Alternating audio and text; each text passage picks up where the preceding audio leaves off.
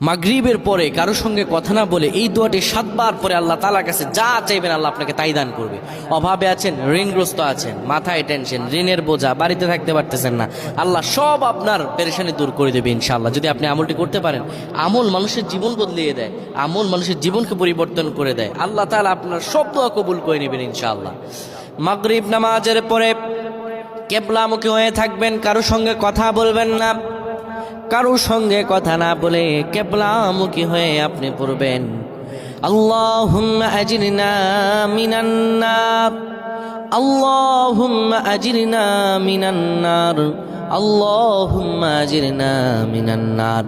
যদি এটি আপনি মাগরিব নামাজের পরে কারো সঙ্গে কথা না বলে পড়ে 7 বার পরে দুটি হাত তুলে আল্লাহর কাছে দোয়া করেন, আল্লাহ জাহান্নামের আগুন থেকেও বাঁচাবেন এবং আল্লাহ আপনার সব দোয়াগুলো কবুল আর মঞ্জুর করে নেবেন। আল্লাহুম্মা আমিন।